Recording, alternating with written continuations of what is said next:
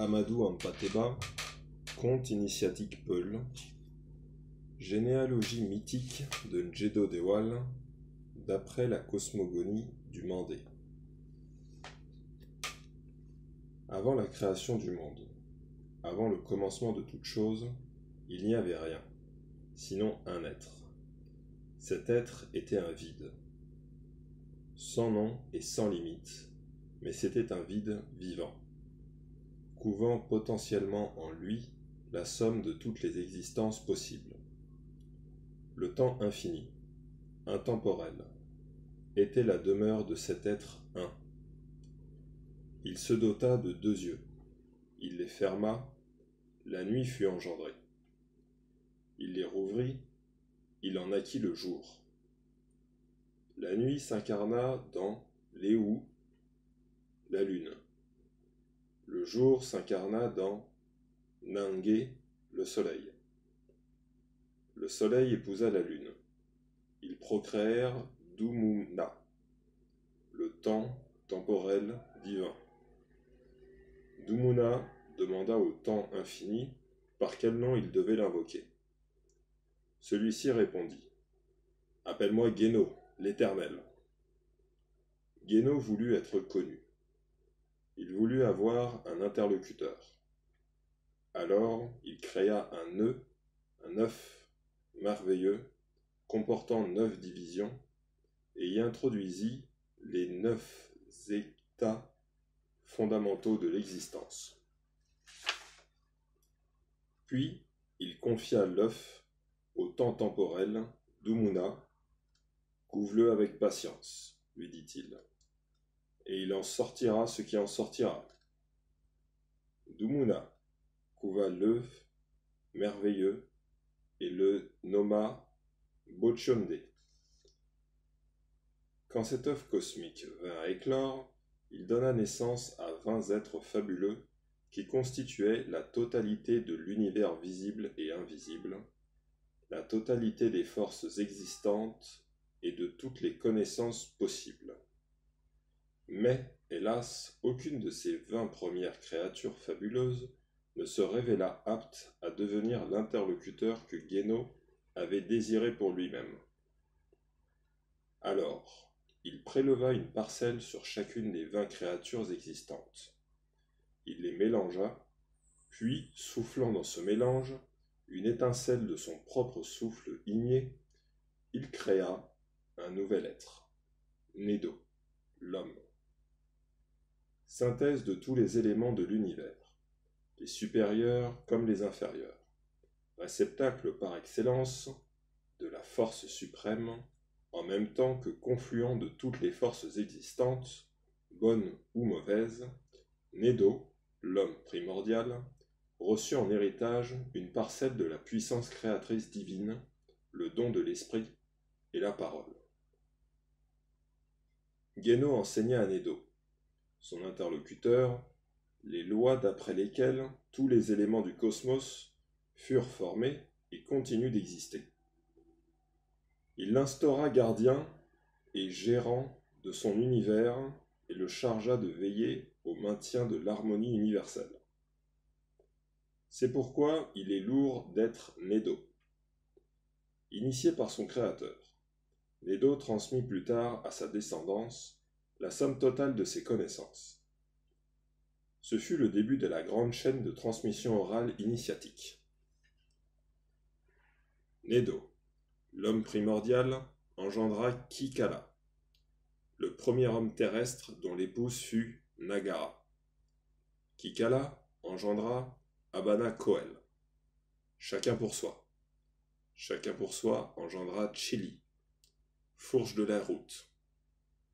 Fourche de la route eut 2 enfants. L'un d'eux, le vieil homme, Gorko Maudo, représenta la voie du bien. L'autre, la petite vieille chenue, Dewel Neyewel, représenta la voie du mal. Il en sortit 2 postérités de tendance contraire.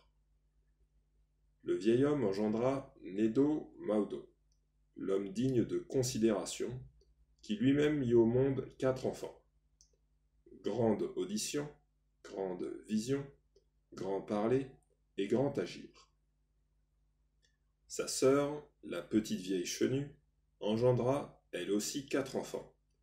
Misère, mauvais sort, animosité et détestable. Comme on le voit, c'est à partir de la fourche de la route, lui-même succédant à chacun pour soi, que les voies du bien et du mal se précisèrent. Le vieil homme devint l'incarnation du bien, la petite vieille chenue devint l'incarnation du mal. Jeddo Dewal est une incarnation légendaire Peul de Dewel Neyewel, la petite vieille chenue, appelée Musoko Ronin Kunje par les Bambara.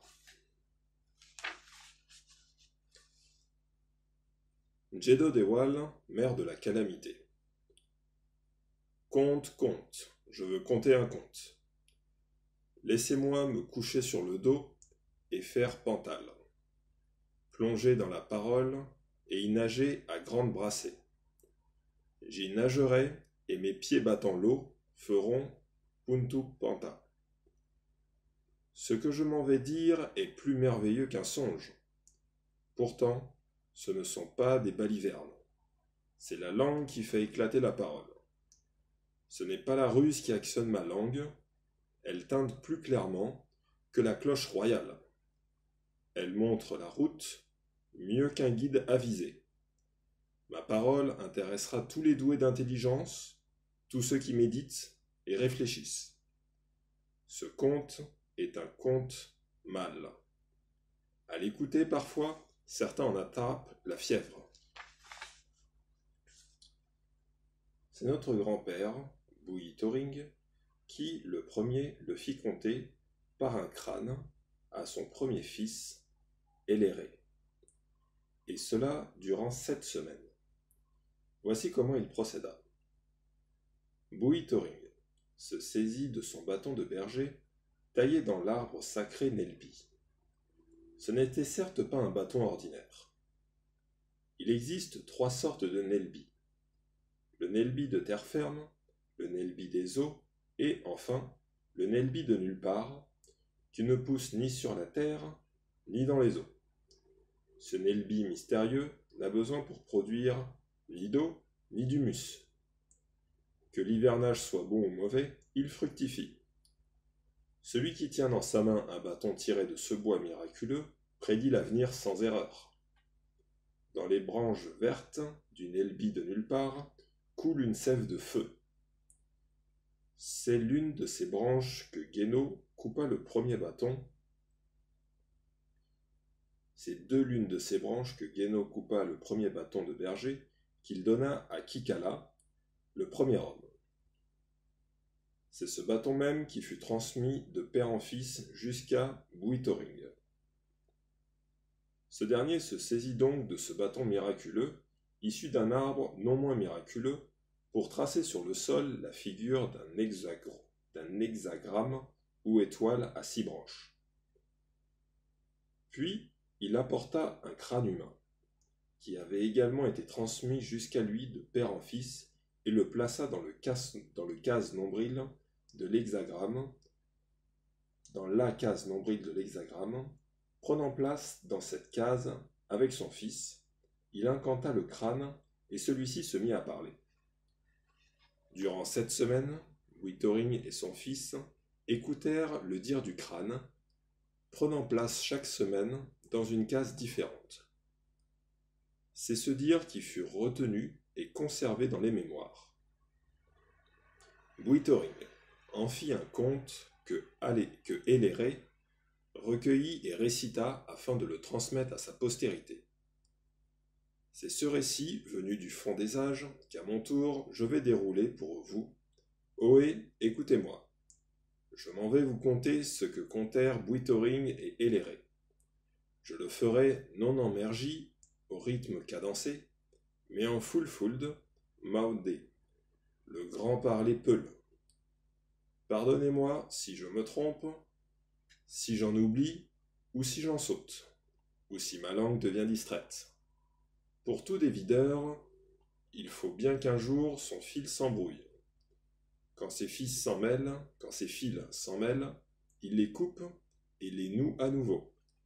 Pardonnez si ma langue se lasse, tout sera molli. Au pays de Élie et Yo-Yo.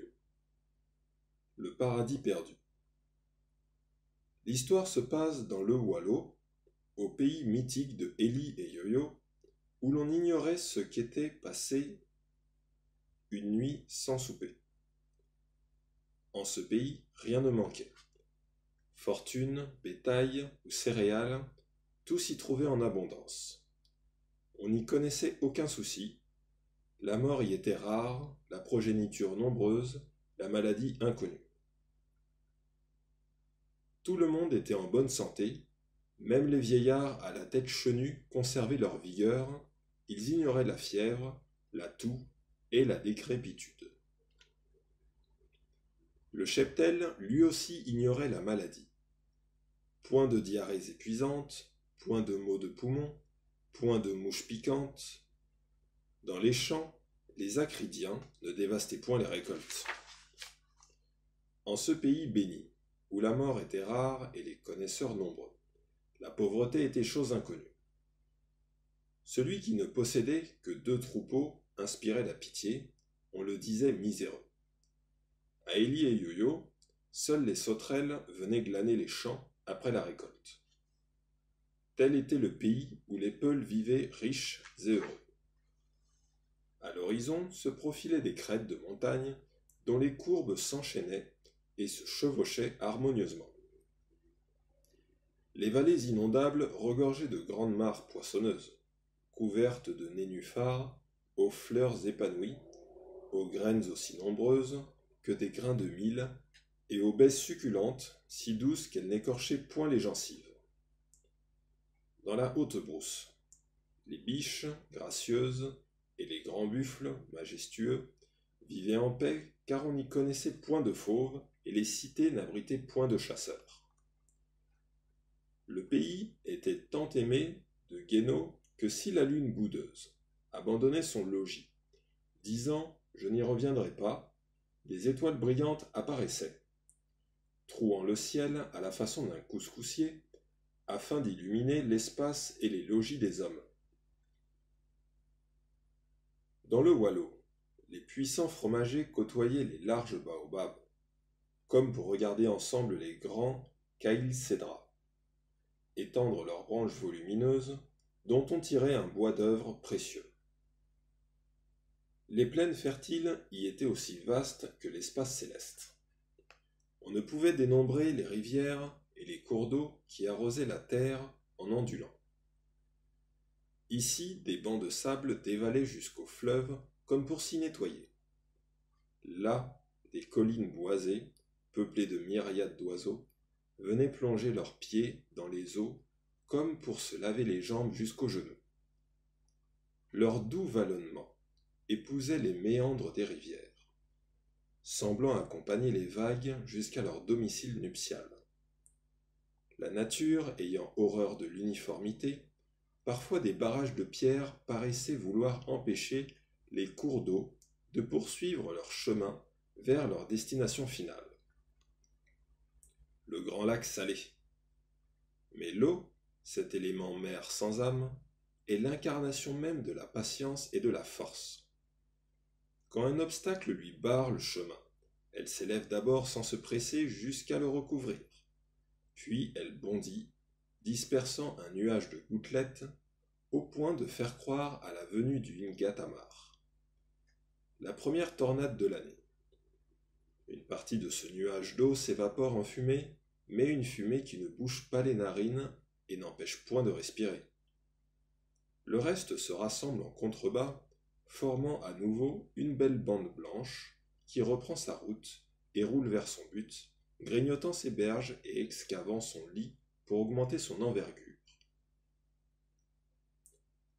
Aux abords des cours d'eau, la fumée d'eau adoucissait si bien l'atmosphère que quiconque s'en approchait sentait son corps se rafraîchir et éprouvait le moment venu une irrésistible envie de dormir à en piquer du nez. Bref, le pays était si agréable que l'étranger qui y mettait le pied en oubliait de retourner chez lui. Les griots de Élie et Yo-Yo ont chanté en long et en large ce merveilleux pays. Ils l'ont appelé le pays septénaire, car 7 grands fleuves y serpentaient à travers 7 hautes montagnes, tandis que l'on comptait 7 grandes plaines sablonneuses dont les belles dunes dévalaient comme des vagues pétrifiées. Outre l'amandier, les arbres fruitiers qui peuplaient la brousse pressentaient 7 espèces dominantes. L'acacia, à fruits comestibles, le palmier dattier, dont les grappes serrées fournissaient un fruit plus doux que le meilleur des miels, le jujubier, dont un seul fruit pouvait emplir la bouche la plus démesurée, le tamarinier, dont le fruit soigne toutes les maladies imaginables, le rognier, dont un seul fruit pouvait rassasier un éléphant. Quant au figuier, tenter de décrire ces fruits serait minimiser leur valeur. Enfin, oui, au pays de Élie et Yo-Yo, chaque arbre de karité donnait assez de beurre pour nourrir tout un quartier de village pendant un an. Ces 7 arbres, bénis, produisaient à foison des fruits que l'on pouvait cueillir tout au long de l'année. En ce pays, le beurre n'était pas rare, on le tirait non seulement du karité, mais aussi de l'arbre pégou, sans parler du beurre crémeux fourni par les vaches opulentes. L'arachide des plaines et les sardines des fleuves fournissaient toute l'huile nécessaire. Quant au miel à la saveur délicieuse, il était si abondant qu'il ne se vendait pas.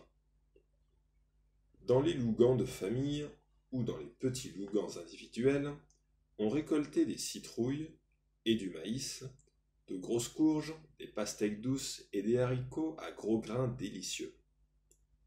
Citrouilles et haricots rampaient et se chevauchaient les uns les autres si généreusement qu'ils en venaient à recouvrir en toute saison les toits de chaume au point d'empêcher la fumée de les traverser pour se répandre dans l'atmosphère. Dans chaque cité, dans chaque petit village, se faisaient écho les cris des poules mâles. Les aboiements des chiens y étaient aussi mélodieux que des sons de trompette, le braiement des ânes n'y offensait point les tympans, les bœufs mugissaient comme pour attirer l'attention sur leur beauté et leur corpulence. Quant au bêlement des boucs sollicitant leurs femelles, on aurait dit un concert de belles voix humaines. Oui, c'était le pays où, pour réveiller les habitants, le braiement harmonieux des ânes répondait à l'appel agréable des coqs, tandis que résonnaient des cris des oiseaux nocturnes retournant dans leur nid. À Élie et Yo-Yo, point de chauves-souris aveuglées par la lumière naissante du jour, allant tout étourdis s'accrocher dans des épines. Les termites de Élie et Yo-Yo grignotaient les tiges de céréales, non leurs épis. Ils ne rongeaient pas les affaires des hommes. En un mot, rien dans ce pays ne pouvait causer de mal. Ni venin de scorpion, ni venin de serpent, n'y tuèrent jamais, pas même n'y provoquèrent la moindre enflure. Le ciel du pays de Élie et Yo-Yo était semblable à la première salive de l'indigo, du bleu le plus tendre.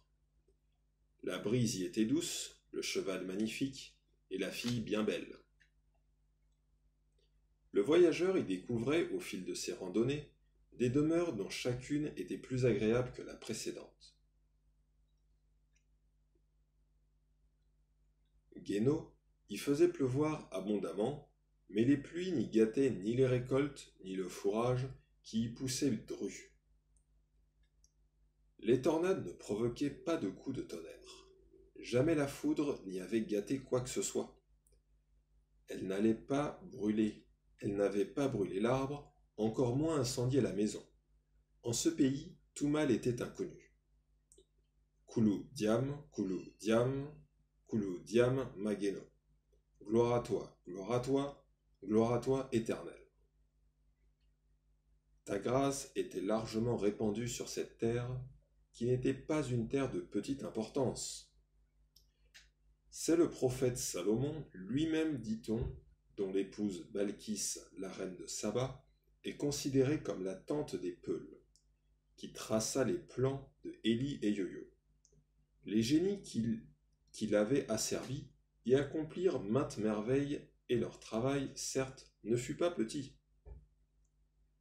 Oui, c'est dans ce pays paradisiaque qu'habitaient les descendants de Héléré, fils de Bouitorig, ancêtre des Peuls et possesseurs de grands troupeaux.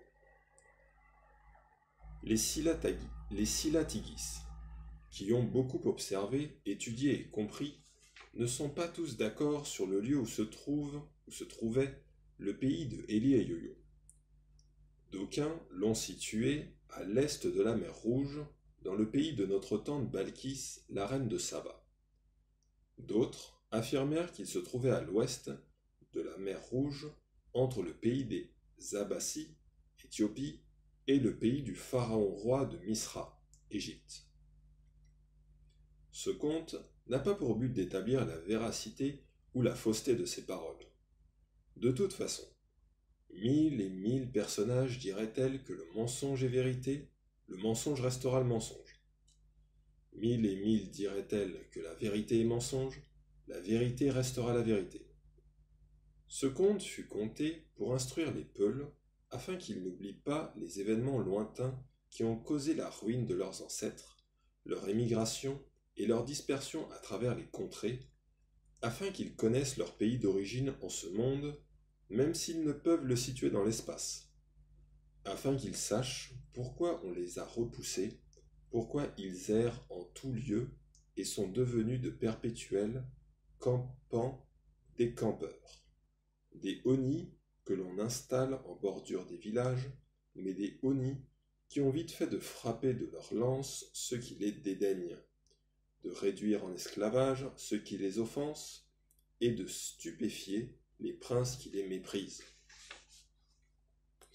Quand on réduit un Peul en esclavage, il accepte et sait patienter jusqu'au jour où il est sûr de prendre sa revanche. Les Peuls n'acceptent pas d'être importunés. Si on les malmène, ils commencent par brûler leurs cases de paille pour bien montrer qu'ils n'ont rien à perdre. Puis ils incendient celles de leurs ennemis. Ils blessent, ils tuent, puis ils quittent le pays avec leurs troupeaux, car rien ne les retient nulle part. Plus vagabonds que le cyclone, ils vengent leurs torts sans faire de bruit. Ils aiment l'honneur et la considération parfois plus que leur vie. Celui qui touche à un Peul, que ce soit pour la paix, sinon il trouvera son compte.